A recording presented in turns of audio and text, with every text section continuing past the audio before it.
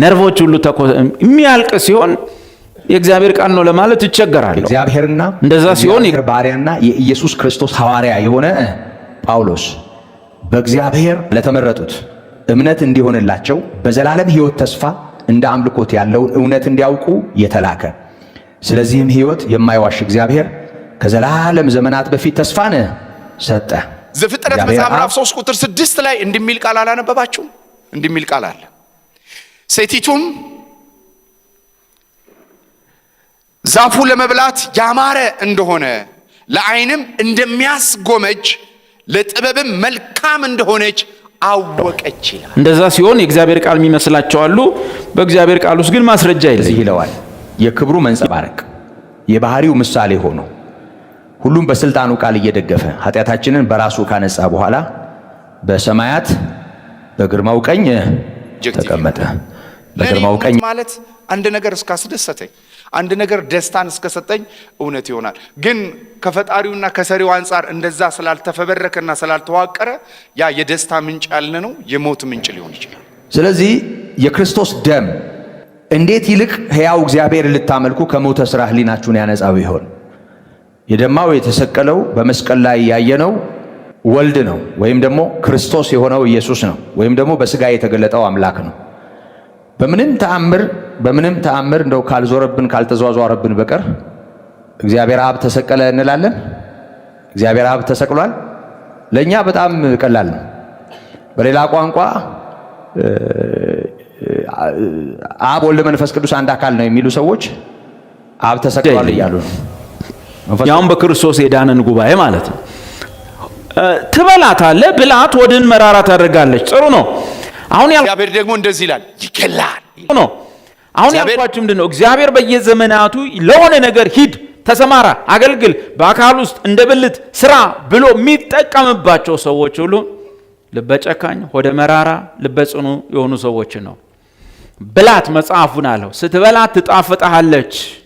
ከዛ በኋላ ግን ከገባች በኋላ ሆድህን ምን ታረጋዋለች? መራራ ታረጋዋለች። ቀጥሎ ምን ይላል? ቀጥሎ ቁጥር 10 ከመልአኩም እጅ ታናሺቱን መጽሐፍ ወስጄ በላኋት፣ በአፌም እንደ ማር ጣፋጭ ሆነች። ከበላኋት በኋላም ሆዴ መራራ ሆነ። ዋው! አፉ ላይ እንዴት ጣፈጠችው? እንደ ማር ጣፋጭ ሆነች። ደስ ያለው ወይ እንዴት ደስ ይላል እያለ አስገባና ሲጨርስ እይታ ሁሉ ተቀይሯል። በዙሪያው ያለውን ዓለም ኢየሱስ በሚያይበት አይን አየው። ያንዳንዱን ነገር በትክክለኛ መልኩ አወቀ። አስመሳዩን ዓለም፣ አስመሳዩን ሃይማኖተኛ አየው ኢየሱስ በሚያየው አይን። አሁን ሆዱ መራራ ሆነ። ይህ ውጨኛው ዓለም የክርስቶስ ጠላት እንደሆነ አወቀ። በውስጥ ያለው የክርስቶስ ጠላት የሆነው ሃይማኖተኛው ዓለም ወይም ደግሞ ስመ ክርስትናው የክርስቶስ ተቃዋሚ እንደሆነ አይኑ ተከፍቶ ያያል። ሆዱ ይመራል። ከዛ ምን ሆነ መሰላችሁ? በኋላ ሆዴ መራራ ሆነ። ልክ ሆዱ መራራ ሲሆን፣ ልቡ ጨካኝ ሲሆን፣ ልቡ ጽኑ ሲሆን፣ ሆዱ መራራ ሲሆን ጌታ እንደዚህ ያለው በብዙ ወገኖችና በአሕዛብም በቋንቋዎችም በነገስታትም ላይ እንደገና ትንቢት ትናገር ዘንድ ይገባሃል ተባለልኛል። ምኑ መራራ ከሆነ በኋላ ሆዱ መራራ። መጀመሪያ ምኑን በላ? አቤት ቃሉን መጽሐፉን በላ። ሲበላ እንዴት ገባ? እንዴት በላው? እየጣፈጠው ዘና እያለ ደስ እያለው። ውጤቱ ምን ሆነ? ሆዱን መራራ አረገው። ሆዱ መራራ ሲሆን ምን ተሰጠው? አገልግሎት፣ ስራ፣ የሆነ ድርሻ። አሁን ትንቢት ልትናገር ይገባሃል ተባለልኝ አለ። ከምን በኋላ? ከሆዱ መምረር በኋላ። ልቡ ጽኑ ከሆነ በኋላ፣ ልቡ ጨካኝ እንደሆነ ሲታወቅ አሁን ማገልገል ትችላለህ ተባለ። ዳዊት በመዝሙር 119 ቁጥር 97 እንዴት ጨካኝ እንደሆነ ከዚህኛው ጋር አነጻጽሩት። አቤቱ ሕግህን እንደምን እጅግ ወደድኩ። ሁልጊዜ ምኩራብ ውስጥ በየቀዳሚው ሕጉ ይነበባል። የሙሴ መጽሐፍት 5ቱም መጽሐፍ ይነበባል። ዳዊት ያንን ለመስማት ይሮጣል ወደ የምኩራቡ ወደ ቤተ መቅደስ። ሕግን እንደምን እጅግ ወደድኩ፣ ቀኑን ሁሉ እርሱ ምኔ ነው? ትዝታዬ ነው። ጠዋት ሄዷል ቤተ መቅደስ። ከሙሴ መጽሐፍ አንዱ ተከፍቶ ሲነበብ ሰምቷል። ቀኑን ሙሉ ዳዊት አይረሳም። ያ ያነበበው ቄስ ግን አንብቦ ረስቷል፣ ቤቱ ሄዷል። አሁን የዳዊትና የነሱን ልዩነት ላሳያችሁ። አንባቢው አንቦ ቤቱ ሄዷል። ዳዊት ግን መቅደስ ውስጥ ተገኝቶ ከሙሴ መጽሐፍት አንዱ ሲነበብ ጠዋት የሰማ ሰውዬ፣ ቀኑን ሙሉ አገር የሚመራ ሰውዬ ያንን ነገር ያስባል። ጠዋት የተነበበው ይገርማል እኮ እስራኤል አምላክ ይገርማል እኮ የአባቶቼ አምላክ እኮ ይገርማል። የሚገርም እኮ ነው ጠዋት የሰማሁት ነገር የሚገርም ነው። ይሄም አለ በመጽሐፉ ተጽፏል። ለካ የሚገርም ነው ይላል። ቀኑን ሁሉ ትርዝታይ ለዘላለም ለኔ ነውና ዛት ሚንስ ዳዊት የሚሰማው ለሰው ብሎ ሳይሆን ለማን ነው? ለራሱ ነው። በቃ ውጤታማ አገልግሎት ለማገልገል ከፈለግ ለኔ ብለህ ስማ፣ ለሰው ብለህ አታንብ፣ ለሰው ብለህ አታጥና። መጀመሪያ ራሴን መቀየር መጥቀም አለበት። ትእዛዝህ ይለዋል። ጠዋት ሄዶ ሰምቷል። የሙሴ መጽሐፍ ሲነበቡ ትእዛዝህ ከጠላቶቼ ይልቅ አስተዋይ ያደረገኝ። ጠዋት ስሰማ ነው ያልኩት፣ በልቤ ያሰላሰልኩት ነው። ጠላቶቼ ባይሆነ መንገድ ሄዳሉ፣ እኔ ግን ትእዛዝህን ቃልህን ጠዋት ስሰማው ያለውና ከጠላቶቼ ይልቅ አስተዋይ አደረገኝ። ምስክርህ ወይንም ቃልህ ማለት ነው ትዝታዬ ነውና፣ ቀኑን ሙሉ ጠዋት በቃሉ ሲነበብ የነበረውን ምስክር እሰማ ነበረ እና ትዝታዬ ነውና። ውጤት ካስተማሩኝ ሁሉ ይልቅ አስተዋልኩ። ከምኖች ይልቅ አስተማሩ። አስተምሮ ካጠመቀኝ ወንጌላዊ፣ አስተምሮ ካጠመቀኝ ፓስተር ይልቅ አስተዋልኩ እንደማለት። አንዳንድ ሰዎች ታውቃላችሁ አይደል? የእግዚአብሔርን ቃል ይስጡና ስታርማቸው አንተ እኔ እኮ ነኝ ያጠመቅኩ ይላል። አትሟገተኝ፣ በቃ አትከራከር። የመጽሐፍ ቅዱስ ጳውሎስ ሮሜ አትበለኝ፣ ምልን ስማ፣ እኔ እኮ ነኝ ያጠመቅኩ ይላል። እንደሱ ማለት ግን ውጤቱ እንደዚህ ነው የሚሆነው። ካስተማሩኝ ይልቅ አስተዋልኩ፣ ትእዛዝህን ፈልጌያለሁና ከሽማግሌዎች ይልቅ አስተዋልኩ። ቃልህን እጠብቅ ዘንድ ከክፉ መንገድ ሁሉ እግሬን ከለከልኩ። መሄድ የምፈልግበት ቦታ ነበረ፣ ግን ቃልህን ፍለጋ ምኩራብ መጣው ማለት ነው። ቁጥር 102 አስተምረኸኛልና ከፍርድ አራኩም። ቃል ስሙ ሲገባ እንዴት እንደሆነ ቃል ለጉሮሮ ጣፋጭ ነው፣ ከማርና ከወለላ ይልቅ ምን ሆነ? ለአፌ ጣፈጠኝ። ምን ይጣፍጣችኋል እንዴ? ግን ስትማሩ እዚህ ቃል ስትሰሙና ደስ ይላል፣ ይጣፍጣል። ቃል ለጉሮሮ ጣፋጭ ነው፣ ከማርና ከወለላ ይልቅ ለአፌ ጣፈጠኝ። ከዛ ምን ሆነ? ውጤት ከትእዛዜ የተነሳ አስተዋልኩ። ስለዚህ የሐሰትን መንገድ ምን አረኩ? ጠላው። አያችሁ፣ ቃሉ ሲገባ እየጣፈጠው ውጤቱ ምን ሆነ? ማናቸውንም የሐሰት መንገድ ሁሉ ምን አረኩኝ? ጠላው፣ አስጠላኝ። የሃይማኖት ፉገራ፣ የአገልጋዮች ፉገራ፣ የነቢያት ፉገራ፣ የቀሳውስት ፉገራ፣ በሃይማኖት ቤት የማየው መልክ አስጠላኝ። ማናቸውንም የሐሰት ነገር አገንስት መሆን ጀመርኩ። የሐሰትን መንገድ ጠላሁ አለ። ምን ማለት ነው? ይሄን ያነሳውላችሁ እስካሁን ድረስ እግዚአብሔር በዘመናት በጊዜያት በሙሉ በአካሉ ብልት ሆነን እንድንሰራ፣ በህንፃው ሰራተኞች፣ በእርሻው ገበሬዎች ሆነን እንድንሰራ እግዚአብሔር ሲያሰማራን የሆነ ነገር በእግዚአብሔር መንግስት ውስጥ ጣል አድርገን ጠብ አድርገን ለማለፍ የሚጠቀምብን በአግባቡ የሚጠቀምብን አቤቱ ምኔ ጨካኝ ነው፣ ልቤ ጨካኝ ነው፣ አቤቱ ልቤ ምንድን ነው? ጽኑ ነው ብለን ስንል ነው ማለት ነው። አሁን አንድ ታሪክ ልንገራችሁ ከመጽሐፍ ቅዱስ ውስጥ ማለት ነው። መጽሐፍ ቅዱስ ውስጥ ልቡ ጨካኝ ስለሆነ እግዚአብሔር ለአገልግሎት፣ ለትልቅ አገልግሎት፣ ለትልቅ መንፈሳዊ አገልግሎት የጠራውን ቤተሰብ ላሳያችሁ። እንደምታውቁት እስራኤል ከግብፅ ከወጣ ወይም ሲወጣ ስንት ቤተሰብ ነው ያለው? ስንት ነገድ ነው? 12 ነገድ ነው ያለው። 12ቱ ነገድ እኩል ወጡና በመንገድ እየተጓዙ እያለ ግን ከ12ቱ ካህን የሆነው ማን ነው? አቤት ሌዊ ነው አይደል? ስለ ሌዊ ልነግራችሁ። ሌዊን ለክህነት ምን አበቃ? ለሌዊ እግዚአብሔር በቀደመ እውቀቱ በሌዊ ላይ ምን አይቶ ነው ክህነት ለሌዊ ነው ያለው? አንድ የተከሰተ ነገር ልንገራችሁ። ሌዊ ከ12ቱ ነገድ አንዱ ነው። ወደ እግዚአብሔር የሚቀርብ ኡሪምና ቱሚሙን የሚይዝ ከአምላክ ድምፅ የሚሰማ ሰው እንዴት ሆነ? ሌዊ ሌዊ እንደዛ አይነት ሰው ነበረ። ሌዊ ታሪኩ ይሄ ነበረ። ለዚህ የእግዚአብሔር ሥራ አገልግሎት ማንም ሰው የማይገባበት ቦታ እንዲገባ፣ ማንም የማይቀርበት ቦታ እንዲቀርብ ኡሪምና ቱሚም በእጁ የሚይዝ የእግዚአብሔርን አዎንና አይደለምን ነገር የሚሰማ ሰው እንዴት ሊሆን ቻለ? መጀመሪያ ወደዚህ የክህነት አገልግሎት ከመምጣቱ 400 ዓመታት በፊት ወደ ነበረ ታሪክ ልውሰዳችሁ። ሌዊ ለዚህ የእግዚአብሔር ሥራ ዛሬ ድረስ በስብከታችን መስበኪያ እንዲሆን ሌዋውያን ካህናቶች ሆነው ስለዚህ ይህንን እንመለከታለን። ሁለተኛ እውነት ለአንዳንድ ሰዎች እውነት ሳብጀክቲቭ ነው፣ ፊሊንግ ነው፣ ኢሞሽን ነው እና they didn't care about truth ስለ እውነት ምንም ችግር የለባቸው። ሁለተኛ አይነት ሰዎች ደግሞ ባይዘው ሁላችንም የዚህ ቪክቲም ነን። ሁለተኛ እውነት ደግሞ እውነት ማንኛውም በተጨባጭ ውጤት የሚያመጣ ነገር እውነት ነው። ውጤት ካመጣ አንድ ነገር በውጤቱ እውነት ብለው የሚመዝኑ አሉ። አንዳንዶች በደስታ በሚሰጣቸው ፊሊንግ ነው፣ አንዳንዶች ደግሞ በውጤት ነው እውነት የሚሉት።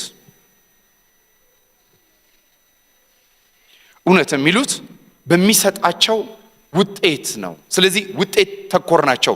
ባይ ዘ ወይ እነዛ ፊሊንግ ኦሪየንትድ ይባላሉ፣ እነዚህ ፕራግማቲክ ናቸው ይባላል። ፕራግማቲክ እነዚህ እውነትን በውጤት የሚለኩ ናቸው። የትም ፍጩ ዱቄቱን አምጩ፣ ምንጩ አያስፈልግም፣ ከሰራ ሰራ ነው። ለዚህ ነው አንዳንድ ሰዎች አረባካችሁ ይሄ ትምህርት የአዲስ ኪዳንና የጸጋ ትምህርት አይደለም ስትሉት ለኔ ሰርቶልኛል ይላል።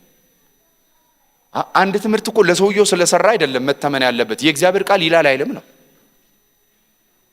አይደል? ስለዚህ አንድ ነገር የሚታወቀው እውነት የሚታወቀው በምንጭነት እንጂ እውነት የሚታወቀው በሰራልኝና አልሰራልኝ። ለኔ ሰርቶልኛል፣ እኔ አምኜ የሚገርም ነገር ይሄ ሆኖልኛል ይላል ሰውየው። ስለዚህ ሰውየው ምን ይላል ማለት ነው? እምነትን ከሰው ግብርና ስራ ጋር ያቀናጀውና እምነት የሰው ውጤት ይመስላል። ስለዚህ በትምህርት ደረጃ በተለያየ ደረጃ ሰዎች በውጤት አንድ ነገር ይመዝናሉ። አንድ ነገር ውጤት ካመጣላቸው ያ ነገር ለነሱ እውነት ነው፣ ግን መጽሐፍ ቅዱሳዊ አይደለም። መጽሐፍ ቅዱስ ላይ ቅድም እንደነገርኳችሁ መጎምጀትና ፊሊንግ ኦሪየንትድ የሆነ ትሩዝ መከተል አደገኛ ምን ሆነው በሔዋን ነው በአዳም ያወቅነው ገዳይ ሆኖ ህይወታቸው ላይ እንደገባ at the same time ትሩዝን በዚህ መልኩ ደግሞ ስንመለከተው በውጤት ስንመለከተው መጽሐፍ ቅዱሳችን ላይ ጌታ ኢየሱስ 40 ቀንና 40 ሌሊት ከጸለየ በኋላ ራበው ይላል። ለራበው ሰው ዳቦ መፍትሄ ነው። በቃ በመፍትሄ ደረጃ ዳቦ መፍትሄ ነው። ርቦታል፣ ዳቦ መፍትሄ ነው። ስለዚህ ዳቦ መፍትሄ ለማድረግ ድንጋይን ዳቦ የማድረግ ፖቴንሻል አለ ኢየሱስ ጋር። ዩዝ ዩር ፖቴንሻል፣ ፖቴንሻልህን ተጠቀም፣ አቅምህን ተጠቀም። አንተ ውስጥ ያለውን ነገር አውጣና ዳቦውን ድንጋዩን ዳቦ አድርገህ ተጠቀማል። ኢየሱስ ክርስቶስ ትክክል ነው። መፍትሄው ዳቦ ነው። መርዝ ብላላለው በመፍትሄ ደረጃ ልክ ነው፣ ግን በምንጭ ደረጃ ግን ዲያብሎስ ነው። ኢየሱስ ወዲያው የነገሩን እውነት ለማወቅ ምንጩ ጋር ነው ሄደው። ማለት ይሄንን እግዚአብሔር ተናግሮት ቢሆን ያደርገዋል። የተናገረው ዲያብሎስ ስለሆነ ሲመልስለት እንደዚህ መለስ። ሰው ከእግዚአብሔር አፍ በሚወጣ ቃል እንጂ ማለት ህይወት ያለው ቃል ውስጥ ነው። አንተ የህይወት ቃል አለ፣ ካንተ ወዴት እንሄዳለን? አያችሁ፣ ለዚህ ነው ትውልዳችን ውጤት ተኮር ስለሆነ ምንጭ ተኮር ስላልሆነ ምንም ነገር በህይወቱ ላይ ፈውስ ያምጣ፣ ተአምራት ይስራ፣ መንገድ ይስራ፣ ነገሩን ያቅልልለት እንጂ ምንጭ ላይ ምንም ችግር የለበትም። ግን አንድ ነገር ልንገራችሁ፣ እግዚአብሔር ምንጭ ያልሆነበት ነገር በሙሉ ሞት አለበት። God is a God of life። እግዚአብሔር የህይወት አምላክ ነው። ብሉም አትብሉ፣ ጠጡም አትጠጡ፣ ይኑራችሁም አትኑራችሁ የእግዚአብሔር ቃል ከምግብ በላይ መኖሪያ ነው ይላል። በምንጭነት እግዚአብሔር ማኖር ይችላል ነው። ስሙ ይባረክ። ስለዚህ እውነት አንደኛ ፊሊንግ አይደለም፣ ሁለተኛ ፕራግማቲክ አይደለም፣ ወይም ደግሞ እውነት ውጤት ተኮር አይደለም፣ ምንጭ ተኮር ነው። እየገባችሁ ነው ማውራው? ምንጭ ተኮር ነው፣ ሶርስ ተኮር ነው፣ ምንጭ ተኮር ነው። እግዚአብሔር ምንጭ ነው። ሶስተኛ እውነት ምንድነው ስትሉ፣ እውነት በሳይንሳዊ መንገድ የተረጋገጠ ነገር ሁሉ እውነት ነው ይላሉ። በእርግጥ ሳይንስን ልንንቅ አንችልም። ሳይንስ የብዙ ነገር ግኝቶችን አምጥቷል፣ ህይወታችንን ቀላል አድርጓል። ሳይንስ ግን በገባውና እርግጠኛ በሆነበት ነገር ላይ እንኳን ራሱ ብዙ ጊዜ ማሻሻያ ወስዷል። ለምሳሌ ሳይንስ ጨረቃ ፀሐይ እንደምትዞር ነበር የነገረን። ከዛ ጊዜ እየገፋ ሲሄድ ደግሞ ፀሐይ አይደለችም መሬት ናት የምትዞረው አለ። ሳይንስ ነው ያለው። እውነት ምንድነው ተብሎ ለሌሎች ሲጠየቅ ደግሞ እውነት የሚባል ነገር የለም የሚል ደግሞ አለ። አግኖስቲክስ ይባላሉ። እውነት የሚባል ነገር በፍጹም የለም፣ በፍጹም የለም። እነዚህ ሰዎች እውነት የለም የሚሉት ለምንድነው? እማናቃቸው ብዙ ነገሮች አሉ። ስለዚህ እውነት የሚባል ነገር የለም። ለምሳሌ እግዚአብሔር ማን ነው? አለም የለም ለማለት እኮ መረጃ ያስፈልጋል። እግዚአብሔር አለ አለ የለም በጣም ከባድ ነው። ስለዚህ የማይታወቅ ነገር እስካለ ድረስ እውነት የለም ይላሉ። መጽሐፍ ቅዱስ ግን እንደዚህ ይላል፣ እውነት ታውቃላችሁ ሲል እውነት ይታወቃል ማለት ነው።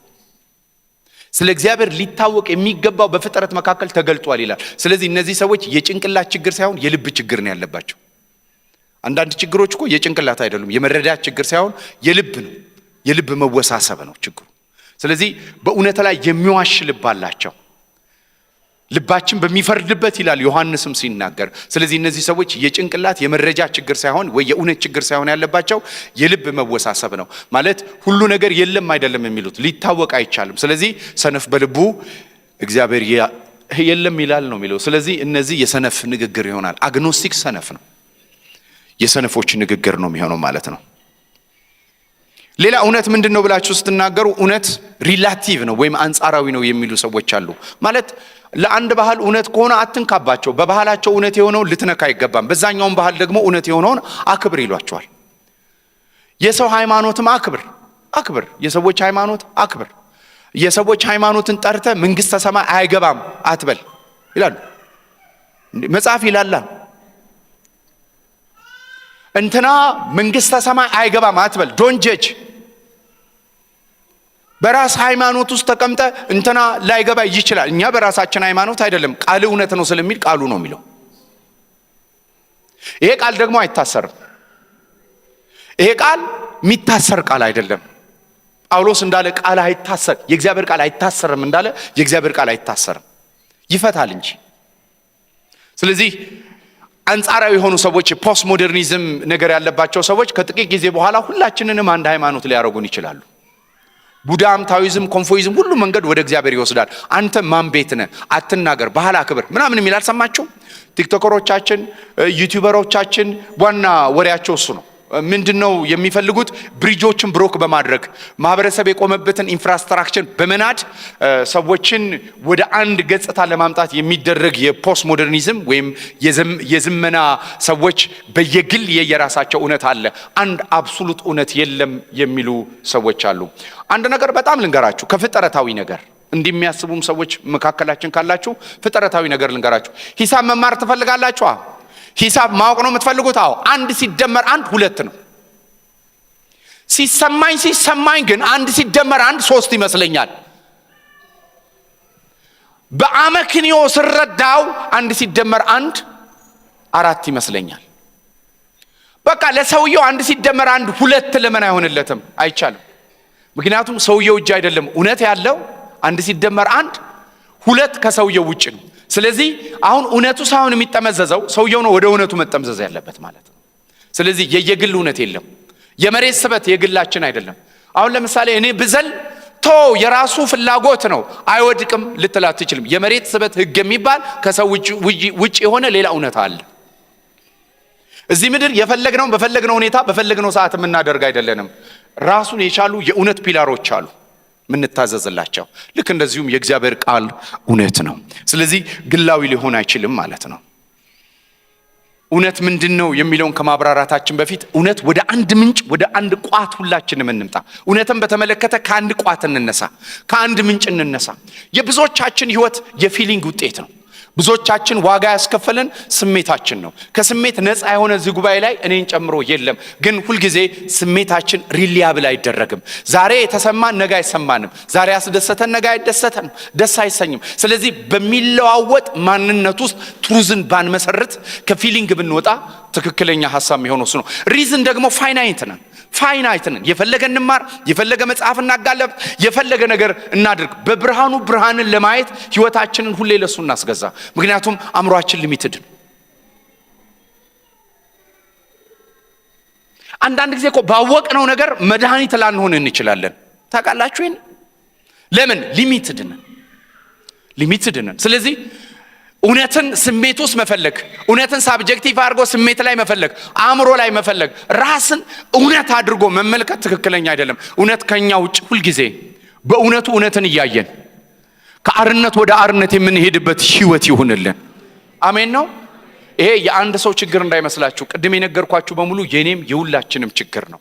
ከዚህ ግን አርነት የምንወጣበት ሁልጊዜ ወደ እውነት በመምጣት ነው። እውነት ላይ ባለመጨመር ነው። ግን ይሄ ቀላል አይደለም። ማህበረሰብ ራሱን የቻለ ጉልበት አለው። ማህበረሰቡ እውነት እንድትናገሩ አይፈቅድም። የፖለቲካው ስትራታ ላይ ፈቅድ ይችላል። እንደገና ሰዎች ራሱ አጠገባቸው ያለው እውነት እንዳትናገሩ እውነትን ለመናገር ፈቃደኛ ላይሆኑ ይችላሉ። ግን አንድ ነገር ልንገራችሁ፣ እውነት ብቻ ነው አርነት የሚያወጣው። ስሙ ይባረክ። ክብር ሁሉ ለኢየሱስ ይሁን። ሮሜ 3:4 እንደሚል ቃል አላነበባችሁ? ሰው ሁሉ ውሸተኛ ከሆነ እግዚአብሔር ግን እውነተኛ ይሁን። ሰው ሁሉ ምን ቢሆን?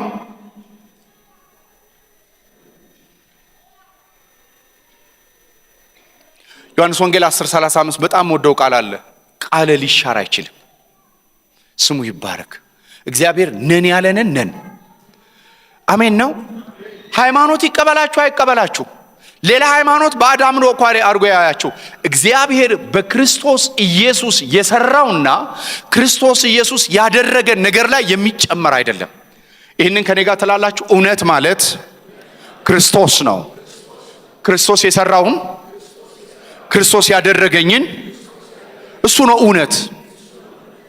ተሰቅሏል እያሉ ነው።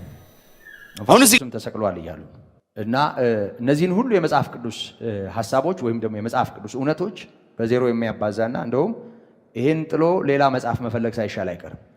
ሥላሴ ለመካድ ወይም አብ ወልድ መንፈስ ቅዱስን የተለየ አካል፣ የተለየ ስምና የተለየ ግብር ያለው አምላክ መሆኑን ለመካድና አንድ አካል በተለያየ ጊዜ እንዲህ ባለ ሁኔታ ተገለጠ ብሎ ሌላ ትምህርት ለማስተማር መጽሐፍ ቅዱስን እንዳለ መወርወር ያስፈልጋል።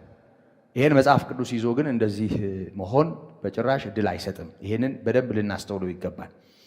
ስለዚህ ነውር የሌለው ሆኖ በዘላለም መንፈስ ራሱን ለእግዚአብሔር ያቀረበ፣ ለእግዚአብሔር ራሱን ያቀረበው ማን ነው? ያቀረበው ለማን ነው? ለእግዚአብሔር። አዎ ራሱን ነው ያቀረበው። ራሱን ለእግዚአብሔር አቀረበ። ይሄ በዛኛው ሐሳብ ትርጉም ይኖረዋል? ይሄ በዛ በተሳሳተው ትምህርት ትርጉም ይኖረዋል? በጭራሽ ትርጉም ያጣል። ለእግዚአብሔር ያቀረበ፣ ለእግዚአብሔር ራሱን ያቀረበው ጌታ ኢየሱስ ክርስቶስ ነው እና ክርስቶስ መስዋዕት ሆኖ ቀርቧል። ስለኛ እኛን ወክሎ የቀረበው ወደ እግዚአብሔር ነው። ለእግዚአብሔር ነው ራሱን ያቀረበው። ስለዚህ በእግዚአብሔር ፊት ጌታ ኢየሱስ ክርስቶስ በደሙ ስለኔና ስለናንተ መቅረቡን እና ሕያው የሆነ ደሙን ማቅረቡን ያሳየናል። የቀረበው በአብ ፊት ነው፣ በእግዚአብሔር ፊት። ይሄ የተገለጠ እውነት ነው። አብና ወልድን መስዋዕት የሆነውና መስዋዕት ተቀባይ የሆነውን አብን እናያለን። አንድ ልጁን አሳልፎ የሰጠውና ደግሞ ተላልፎ የተሰጠውን ወልድን እንመለከታለን። ሁለቱ የተለያዩ አካላት መሆናቸውን በግልጽ መስዋዕት ተቀባዩንና መስዋዕት ሆኖ የቀረበውን መስዋዕት አቅራቢውን እናየዋለን። ይህም በደንብ ማስተዋል ያስፈልጋል። ቅዱስ ጴጥሮስም በአንደኛ መልእክቱ አንደኛ ጴጥሮስ ምዕራፍ 1 ቁጥር 1 እና ቁጥር 2 ላይ የኢየሱስ ክርስቶስ ሐዋርያ ጴጥሮስ እግዚአብሔር አብ አስቀድሞ እንዳወቃቸው በመንፈስም እንደሚቀደሱ ይታዘዙና በኢየሱስ ክርስቶስ ደም ይረጩ ዘንድ ለተመረጡ በጳንጦስና በገላትያ በቀጶዶቅያም በእስያም በቢታንያም ለተበተኑ መጻተኞች ሰላም እና ጸጋ ይብዛላችሁ ይላል። ይሄ እዚህ ላይ አብ ወልድንም መንፈስ ቅዱስንም እናያለን። በተለየ ስማቸው ስለ ወልድና ስለ መንፈስ ቅዱስ እመለሳለሁ። ለዚህ ነው እንዲሁ የአካል ልዩነት የስም ልዩነት ላይ ብቻ ትኩረት እያደረኩ የምመለሰው። በመለኮታዊነት ጉዳይ ሶስቱም አካል እግዚአብሔር ተብለው መጠራት በመቻላቸው ጉዳይ አብ ወልድ መንፈስ ቅዱስ አንድ አምላክ ብለን በኩል ደረጃ መናገራችን ሶስት አምላክ ሳይሆን አንድ አምላክ ማለታችን ጉዳይ ያው መለስበታለሁ። አሁን ባለን ሁኔታ አብ ወልድ መንፈስ ቅዱስ በተለየ አካል የተጠቀሱበትን እንዲሁም አካሉን ስንጠራ ስምና ግብርን የሚያመለክቱ ሐሳቦችን እንድናይ ነው። አሁን እግዚአብሔር አብ አስቀድሞ እንዳወቃቸው ይላል በመንፈስም እንደሚቀደሱ ይታዘዙና በኢየሱስ ክርስቶስ ደም ይረጩ ዘንድ ለተመረጡት ይላል። በእግዚአብሔር አብ ደም አንልም አይደል?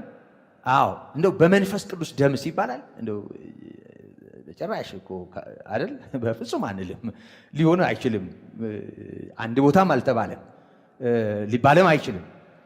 እና የተረጨንበት ደም የማን ደም ነው? የኢየሱስ ክርስቶስ ደም ነው። የተቀደስንበት መንፈስ የእግዚአብሔር መንፈስ መንፈስ ቅዱስ ነው። ደግሞ እግዚአብሔር ለዚህ ከዘመናት በፊት ያውቀናል። እግዚአብሔር አስቀድሞ የወሰነው ውሳኔ ነው በኢየሱስ ክርስቶስ መገለጥና በመንፈስ ቅዱስ በሆነው መቀደስ የሆነልን። ስለዚህ ይሄንን እናያለን። ይሄ በተለየ ማንነት መጠራቱን እናያለን። ቀድሞ እግዚአብሔር አብ የሚያውቀን መሆኑን በእግዚአብሔር አብ መታሰባችን በመንፈስ ቅዱስ እንድንቀደስ መፈለጉን እና በመንፈስ ቅዱስ መቀደስ ማለት ደግሞ በጌታችን በመድኃኒታችን በኢየሱስ ክርስቶስ ደም የሆነውን ነገር ወደኛ ሕይወት በማምጣት በመንፈስ ቅዱስ ይህንን ከመረዳት ጋር ይህንን ከማመን ጋር ይህንን ከመቀበል ጋር ተያይዞ የሆነ ነው። ስለዚህ ደሙ ተረጭቶ የታደገንን ደግሞ ይህን እውነት በወደ ሕይወታችን ብርሃን ሆኖ ያመጣውን ደግሞ አስቀድሞ ያወቀንን እግዚአብሔር አብን በተለየ ስም ሲጠራ እናያለን። አብ መንፈስ ቅዱስ ወይም መንፈሱን እንደገናም ደግሞ ማንን? አዎ ኢየሱስን በደሙ የታደገንን። እዚሁ ምዕራፍ ቁጥር 20 እና ቁጥር 21 ላይ እንደዚህ ይላል፣ ዓለም ሳይፈጠር እንኳ አስቀድሞ ታወቀ ካለ በኋላ ነገር ግን እምነታችሁና ተስፋችሁ በእግዚአብሔር ይሆን ዘንድ ከሙታን ባስነሳው ክብርንም በሰጠው በእግዚአብሔር በእርሱ ስለምታምኑ ስለ እናንተ በዘመኑ መጨረሻ ተገለጠ ይላል። እግዚአብሔር አስቀድሞ ዓለም ሳይፈጠር አስቀድሞ በዘላለማዊ ዕውቀቱ ውስጥ የሚያውቀው ነው። በእግዚአብሔር ዘንድ አዲስ አይደለም የሆነውና የሚሆነው ነገር። የሆነ ሆኖ እምነታችሁና ተስፋችሁ በእግዚአብሔር ይሆን ዘንድ ይላል። እምነታችሁና ተስፋችሁ በእግዚአብሔር ይሆን ዘንድ ይውላችሁ ከሙታን ባስነሳው ይላል ክብርንም በሰጠው በእግዚአብሔር በእርሱ ስለምታምኑ። ከሙታን አስነሺው ማን ነው? እግዚአብሔር አብ። ከሙታን የተነሳው ማን ነው? ኢየሱስ ክርስቶስ። ከሙታን አስነሺ፣ ከሙታን ተነሺ። ከሙታን የተነሳውን ከሙታን ያስነሳውን ይህንን ማዟዟር መደበላለቅ አይቻልም። አስነሺውና ተነሺው በተለየ ስምና በተለየ ግብርም ነው የተገለጠው። አብ የያዘውን ስፍራ እዩ። ግብር ማለት ተግባር ብቻም ሳይሆን ከባህሪ ጋር ከማንነት ጋር መገናኘቱን ከዚህ በፊት ጠቆም አድርግ ያለው እሱን ወደ ክፍሉ ስንመጣ እንመለከተዋለን። የሆነ ሆኖ ግን አብ የያዘውን ስፍራ እዩ። ይሄ ተገላብጦ በንግግር እንደው በዳሂጸ ልሳን ወይም ደግሞ በአፍ ወለምታም ቢሆን እንዲህ ተዟዙሮ ስፍራውን ለቆ ሌላ አይነት መልክ መያዝ አይችልም። አዳልጦን እግዚአብሔር ወልድ አብን አስነሳው አንልም። በምንም አይነት መልኩ ይሄንን አናገላብጠውም፣ ልናገላብጠው አንችልም። ምክንያቱም ወልድ በማንነቱ የያዘው ስፍራ በግብር እኛን ለማዳን የያዘው ስፍራ የወልድ ስፍራ ነው። የወልድ ስፍራ ነው። እንደውም አንድ ጊዜ በጣም በሚገርም ሁኔታ አንድ ስዕል አይቼ፣ ያው ስዕል ዞሮ ማንም ስለሚስለው ማንም እንደ ልቡ ስለሚያደርገው አሁን እሱን ቁም ነገር አድርጌ ልናገር አይደለም፣ ግን አንድ መስቀል ላይ ሶስት እንደዚህ አንድ ግንድ ላይ ሶስት መስቀል እንደዚህ የያዘች አንዲት ሴት በትልቁ ማንን እንደተሸከመችው አላውቅም። እኔ ስም ሰጥተዋታል ግን አላውቅም። እና እንደዚህ መስቀል ተሸክማ አንድ ነው መስቀሉ እዚህ ጋር ይሄ ጥሩ የቴሌቪዥን አንቴና የመሰለ ግንድ ላይ እንደዛ አይነት ነገር አይቼ በጣም ገርሞኝ ነበር። የሆነ ሆኖ በምንም ተአምር ሶስት መስቀል ካየን ተራራ ላይ ሁለቱ ዛና እዚህ ወንበዴዎች ናቸው። በማለት የተሰቀለው የእግዚአብሔር ልጅ ነው እና አብ ወልድ መንፈስ ቅዱስ መስቀል ላይ አልወጣም። ሶስቱ አካል አንድ ነው ብሎ መናገር ሶስቱንም መስቀል ላይ ማውጣት ነው እና ወይም ደግሞ ሶስቱንም እንደ አብ ይህን የመስቀሉን ስራና የመንፈስ ቅዱስን ስራ መካድ ነው። ወይም ደግሞ ሶስቱንም የአብና የወልድን ጨፍልቆ ወደ መንፈስ ቅዱስ ማምጣት ነው። ድብልቅልቅ ያለ ትምህርት ነው። ዞሮ ዞሮ መጽሐፍ ቅዱሱ በጣም ግልጽ ነው። ክብር ለአምላካችን ይሁን። ምንም ግራ የገባው አይደለም። በደንብ የተገለጠ ነው። ይሄንን በደንብ አስተውሉ እና ሁለተኛ ጴጥሮስ ምዕራፍ 1 ቁጥር 17 ላይ እዚሁ ምዕራፍ 1 ቁጥር 17 ላይ እንደዚህ ይላል፣ ከገናናው ክብር በእርሱ ደስ የሚለኝ የምወደው ልጄ ይህ ነው የሚል ያ ድምፅ በመጣለት ጊዜ ከእግዚአብሔር አብ ክብርና ምስጋናን ተቀብሏል። ክብርና ምስጋናን የተቀበለው ማን ነው? ወልድ። ክብርና ምስጋናን የተቀበለው ማን ነው? የሰው ልጅ የሆነው። ክብርና ምስጋናን የተቀበለው ማን ነው? ኢየሱስ ክርስቶስ የሆነው ኢየሱስ። ከማን ነው ክብርና ምስጋናን የተቀበለው? ከአብ። ሲጠመቅ በእርሱ ደስ የሚለኝ የምወደው ልጅ ያለ እንደገና ማቴዎስ 17 ላይ በመለወጥ ተራራ ላይ አሁንም እርሱን ስሙት የምወደው ልጅ ይሄ ነው በማለት ይውላችሁ ጴጥሮስ ክብርና ምስጋናን ከአባቱ ተቀብሏል አለ እና እግዚአብሔር ምን ብሎ አመሰገነው? ምን ብሎ አከበረው? ልጁ መሆኑን በማረጋገጥ ማለት ከሁሉ በላይ በሆነው ልዑል አምላክ አይሁድ እንደ ሐሳዊ መሲህ ለቆጠሩት ሊሰቅሉት ለሚያሳድዱት ለኢየሱስ ክርስቶስ ለሆነው ለኢየሱስ እግዚአብሔር አብ ከገናናው ክብር፣ ደስ ይለኛል ይሄ ቃል፣ ከገናናው ክብር እጅግ በጣም ከፍ ካለው የገነነው ሞገስ ከገናናው ክብር ተናገረ። ከላይ በእርሱ ደስ የሚለኝ የምወደው ልጄ ይሄ ነው የሚል ያ ድምፅ በመጣለት ጊዜ የገደል ማሚቱ አይደለም የተናገረው፣ አንዱ አካል አይደለም እዛ ጋር ሆኖ ነጥሮ ደግሞ የመጣ ሌላ የዛው አካል ድምፅ አይደለም። ይህ ግልጽ ነው። ምክንያቱም ክርስቶስ በእንዲህ አይነት ሁኔታ ተራራው ላይ በነበረበት ጊዜ ከገናናው ክብር በእርሱ ደስ የሚለኝ የምወደው ልጄ ይሄ ነው፣ ጥቆማም አለበት። ያ የሚል ያ ድምፅ በመጣለት ጊዜ ግልጽ በሆነ ሁኔታ ከእግዚአብሔር አብ ክብርና ምስጋናን ተቀብሏል። ክብርና ምስጋናን የተቀበለው ከማን ነው? ከአባቱ ነው፣ ከእግዚአብሔር አብ። የምስጋናውና የክብሩ ሁኔታ ልጅ መሆኑን፣ ተወዳጅ ልጅ መሆኑን እግዚአብሔር አብ ከላይ መናገሩ ነው። ስለዚህ እግዚአብሔር አክብሮታል ይልና እኛም በቅዱሱ ተራራ ከእርሱ ጋር ሳለን ይህንን ድምፅ ከሰማይ ሲወርድ ሰማን። ከእርሱም ይልቅ እጅግ የጸና የትንቢት ቃል አለን። ምድርም እስኪጠባ ድረስ የንጋትም ኮከብ ላንብቡ፣ የንጋትም ኮከብ በልባችሁ እስኪወጣ ድረስ ሰው በጨለማ ስፍራ የሚበራ መብራት እንደሚጠነቅቅ ይህን ቃል እየጠነቀቃችሁ መልካም ታደርጋላችሁ። እግዚአብሔር ይመስገን። ከዚህም ይልቅ የጸና የትንቢት ቃል አለን አለ። ታቦር ተራራ ላይ ወይም ደግሞ በመለወጥ ተራራ ላይ የተደመጠውን ያንን መነሻ አድርገን እሱን ብቻ ይዘን አይደለም የምንናገረው። ከዚህም የላቀ በምንድን ነው የላቀው? ዘመን አልፎ ተፈትኖ እኛ እጅ ላይ የቀረ የእግዚአብሔር ቃል አለ። ይሄንን ከዚህ በፊት ወዳየናቸው የብሉይ ኪዳን ጥቅሶች ብንወስደው ከዘፍጥረት 1:1 ጀምሮ ኤሎሂም ከሚለው በእኛ የአማርኛ መጽሐፍ ቅዱስ አምላክ ወይ እግዚአብሔር ተብሎ ከተተረጎመው ግን ከአንድ በላይ የሆነ አካል ያለው ባለፈው ጠቆም አድርጌያቸዋለሁ። የዕብራይስጡን እንደው ትርጉም እንኳ መስማት ባንችል ማለት ዛሬ ብዙ ያንን እንዲህ ያያዝም ምን ተረጉምባቸው ብዙ ነገሮች አሉ። እንደው ያንን ዛን ያህል እንኳ ነገር ውስጥ መግባት ባንችል ዝም ብለን የዕብራይስጡን መጽሐፍ ቅዱስ የዘፍጥረት ምዕራፍ 1ን እንኳ ብታዩት እግዚአብሔር በሚለው ቦታ ሁሉ ኤሎሂም የሚለውን ቃል ነው የሚጠቀመው። ኤሎሂም የሚለው ቃል ባለፈው እንዳል አምላኮች ወይም አማልክት የሚል ከአንድ በላይ የሆነ አካል ያለው እኩል በሆነ ክብርና ማንነት የሚጠራውን ልዑል አምላክ የሚያመለክት ነው። ብዙ ጊዜ አማልክት የሚለው ቃል ወደኛ ማንነት ሲመጣ ከብዙ ጣዖታትና ከብዙ ነገር ጋር ስለሚያያዝ ይሄን በማሰብ ይመስላል። ኤሎሂም የሚለው እግዚአብሔር በሚለው ስም የሁሉ ገዢ በሚለው ስም እግዚአብሔር ዓለማት ጌታ ወይም የዓለም ጌታ በሚለው ስም ተተርጉሞ የምናየው። ግን ወደ ዕብራይስጡ ብንሄድና ኤሎሂም የሚለውን ብንመለከተው ኤሎሂም መዝገበ ቃላት ላይ ማየት ትችላላችሁ። ምን ማለት እንደሆነ ማየት ትችላላችሁ። ኤሎሂም የሚለው ቃል ይሄንን ቃል ነው የሚተካው። ግን ፈጠሩ አይደለም የሚለው፣ እንደ አንድ አምላክ ፈጠረ ነው የሚለው። ማሰሪያ አንቀጹ ፈጠረ ነው። በመልካችን እንደ ምሳሌያችን እንፍጠር ያለው እግዚአብሔር በመልኩ እንደ ምሳሌው መፍጠሩን ይነግረናል። ፈጠሩ ሳይሆን ፈጠረ ነው የሚለን። መለኮት አንድ መሆኑን ያሳያል። ማሰሪያ አንቀጾቹ በእንዲህ አይነት ሁኔታ ፈጠሩ አለማለቱ በመፍጠር በመለኮታዊ ስልጣን እና ኃይል አምላክ የሚለውን ስንመለከት በደንብ ይህን ሐሳብ እንመለስበታለን።